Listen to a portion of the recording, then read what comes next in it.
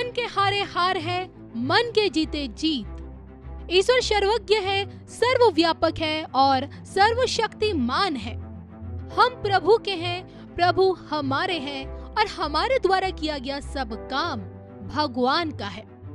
इन्हीं सुदृढ़ विचारों के साथ कथावाचक, प्रवचनकर्ता, आध्यात्मिक गुरु और सनातन धर्मियों के सबसे चहेते स्वामी अनिरुद्धाचार्य महाराज जी आज अपनी कोशिशों से लोगों को अध्यात्म की दुनिया से जोड़ रहे हैं।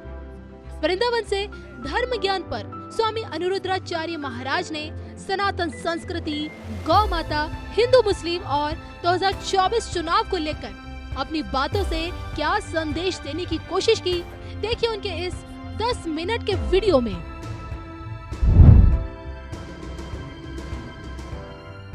अच्छी सरकार है और अच्छा कार्य सरकार के द्वारा हो रहा। सनातन संस्कृति जो सोई पड़ी थी उसे जगाने का कार्य प्रधानमंत्री जी ने किया है।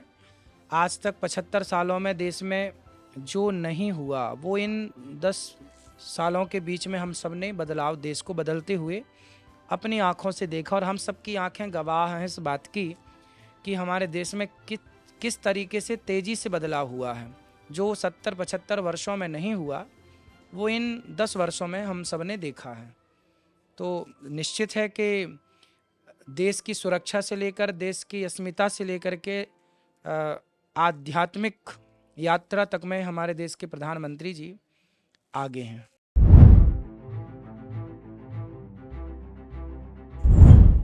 राजनीति तो हम बिल्कुल नहीं जानते और राजनीति की बातें हम करते भी नहीं हैं।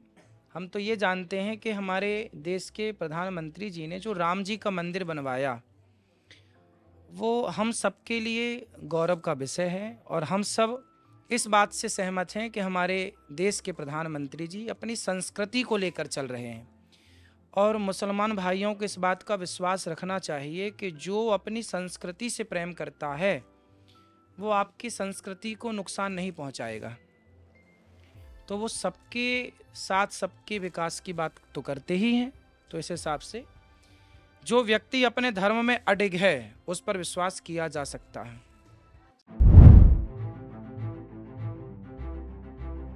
अब इसका जवाब तो फिर मोदी जी ही देंगे। हम तो देखिए राजनीति की बात करते ही नहीं हैं। आरोप प्रत्यारोप तो लगते ही रहते हैं, लेकिन मोदी जी प्रत्यक्ष रूप में जो कर रहे हैं, कश्मीर में कितनी अराजकता थी, वहाँ तो मुसलमान ही रहते हैं, लेकिन उन मुसलमानों के लिए भी वहाँ शांति की स्थापना कराई ना, आतंक को ख़त्म किया ना, उनके बच्चों को नौकरियाँ दिलाई ना। तो अच्छा है कि जहाँ जो व्यक्ति शांति की बात कर रहा हो वो व्यक्ति, भगवान श्री कृष्ण भी शांति का प्रस्ताव लेके गए थे पांडवों के पास, पर पांडवों को अच्छा नहीं लगा।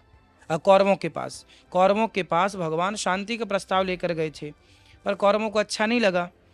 तो ऐसा है कि कुछ लोगों को शांति की बात अच्छी नहीं लगती, तो जिनको नहीं लगती वो अपना बोलते हैं।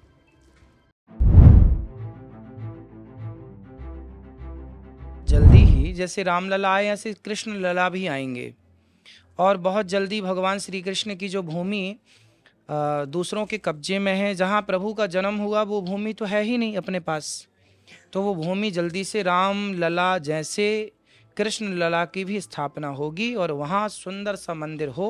यही हम सब सनातनियों की मांग है।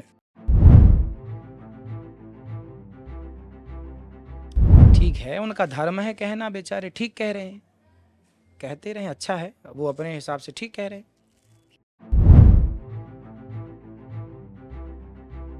ही रहे हैं मोदी जी आज कर दें तो आज हो जाए राष्ट्रमाता, करना तो मोदी जी को, सारे काम मोदी जी ही करेंगे।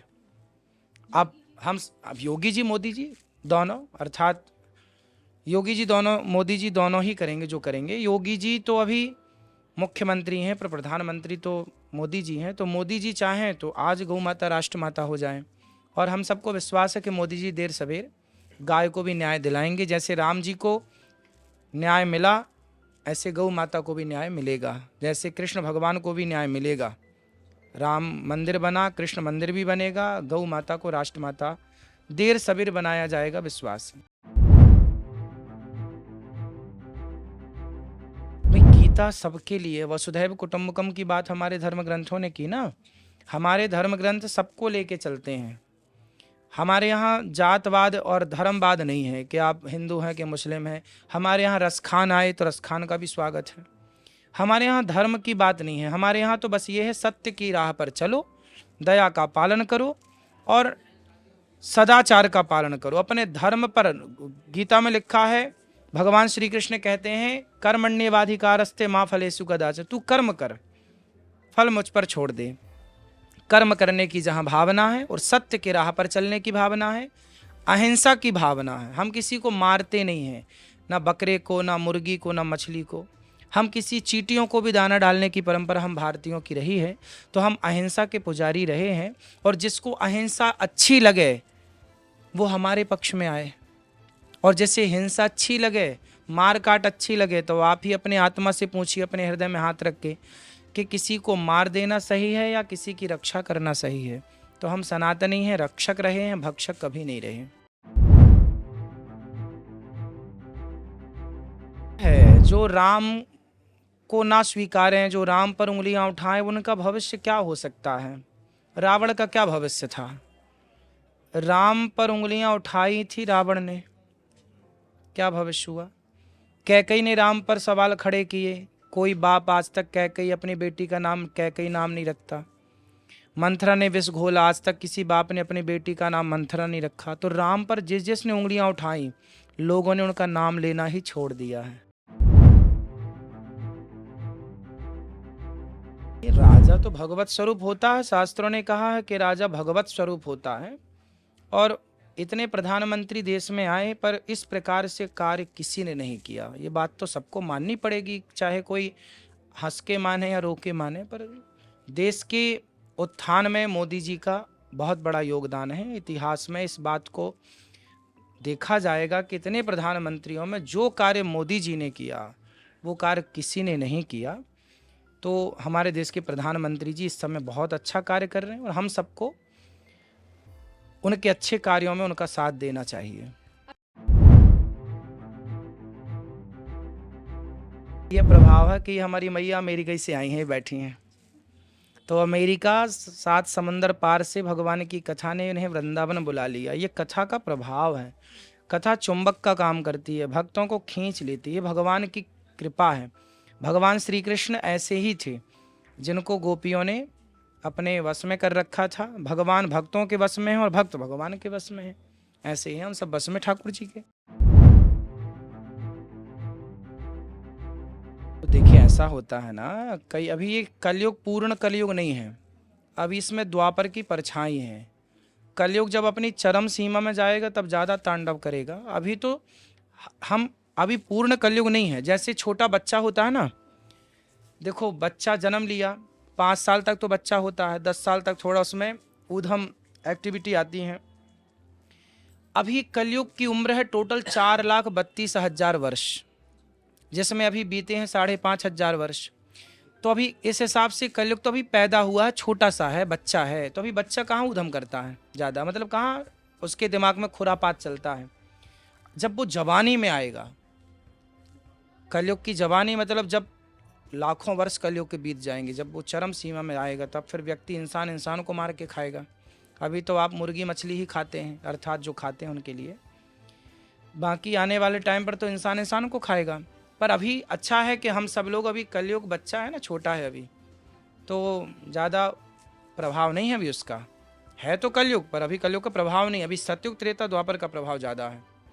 क्योंकि जैसे घर में बड़ों का प्रभाव ज़्यादा होता है, बच्चों का कम। पर वही बच्चे बड़े हो जाते हैं तो फिर वो बड़े होके बाप को दबा के रखते हैं और खुद का प्रभाव होता है। उसी तरह भी सतयुग त्रेता द्वापर का प्रभाव ज़्यादा है, कलयुग का प्रभाव कम है। क्योंकि कलयुग की आयु अभी 5,000 साल ही है, जबकि टोटल है उस 4,32,000 से 5,000 देखिए कितना हुआ। कि हमारे नौजवान दोस्त भाई कथा सुने और अपने माँ बाप की सेवा करें, अपने माथे पर तिलक लगाइए, अपनी संस्कृति को, अपने धर्म को पहचानिए। पूरी दुनिया में भारत की संस्कृति, सनातन संस्कृति श्रेष्ठ क्यों है? क्योंकि अहिंसा की बात होती है और आप लोग सब जानते हैं कि अहिंसा ही परमो धर्म है। इसलिए माँ बाप की सेवा करिए, बड़ों का सम्मान करिए और नशा से बचिए। आपका नशा आपका भविष्य बिगाड़ देगा। राधे राधे।